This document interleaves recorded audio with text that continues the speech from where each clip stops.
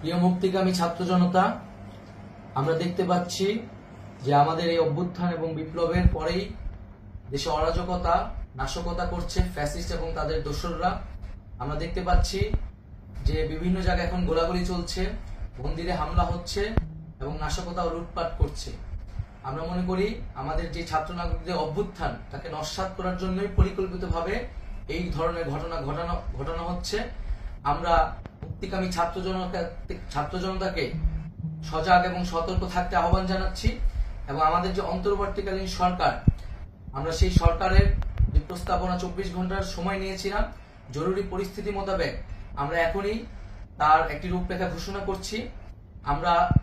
আমরা সিদ্ধান্ত নিয়েছি যে সর্বজন গ্রহণযোগ্য আন্তর্জাতিক খ্যাতিসম্পন্ন নোবেল পুরস্কার বিজয়ী ডক্টর মোহাম্মদ ইউনূসকে প্রধান উপদেষ্টা করে অন্তর্বর্তীকালীন সরকার গঠন করা হবে এবং ডক্টর মোহাম্মদ ইউনূসের সাথেও আমাদের কথা হয়েছে।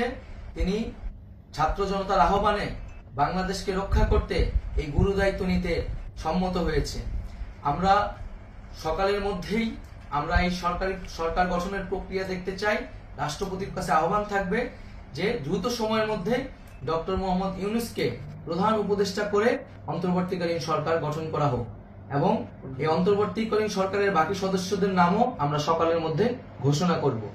প্রিয় বন্ধুগণ, দেশে যে অরাজকতা চলছে, মানুষের জীবনে নিরাপত্তাহীনতা চলছে, সেজন্য আমরা রাষ্ট্রপতির কাছে আহ্বান জানাচ্ছি দেশে আইন শৃঙ্খলা পরিবেশ ফিরিয়ে আনার জন্য দ্রুত সময়ের মধ্যে কার্যকর ব্যবস্থা নিতে হবে এবং আইন শৃঙ্খলা বাহিনীকে সহযোগিতা করার জন্য মুক্তিকামী ছাত্র জনতাও রাজপথে থাকবে এবং অন্তর্বর্তীকালীন সরকার গঠন না হওয়া পর্যন্ত মুক্তিকামী ছাত্র জনতাকে রাজপথে থেকে তাদের যে অভ্যুত্থান, সেই অভ্যুত্থানকে রক্ষা করতে হবে। প্রিয় বন্ধুগণ, আমরা রক্ত দিয়েছি, শহীদ হয়েছি। আমাদের যে প্রতিশ্রুতি একটি নতুন বাংলাদেশ গঠন করার জন্য, সেটিকে আমাদের অবশ্যই বাস্তবায়ন করতে হবে এবং অবশ্যই ছাত্র জনতার প্রস্তাবিত সরকার বাদে কোনো ধরনের সরকার কিন্তু মেনে নেওয়া হবে না। আমরা বলেছি কোনো ধরনের সেনা শাসিত সরকার অথবা সেনা সমর্থিত সরকার অথবা এই ফ্যাসিস্টদের দোসরদের কোনো বি টিম সরকার কিন্তু আমরা মেনে নিব না। কোনো গণবিরোধী সরকারকে মেনে নেওয়া হবে না। ছাত্র জনতার অভ্যুত্থানকারী যে প্রস্তাবিত সরকার, অন্তর্বর্তীকালীন সরকার, যেটা আমরা সিদ্ধান্ত উপনীত হয়েছি ডক্টর মোহাম্মদ ইউনূসকে প্রধান উপদেষ্টা করে এই সরকার গঠন করা হবে, সেই সরকারকেই বাস্তবায়ন করতে হবে অবিলম্বে।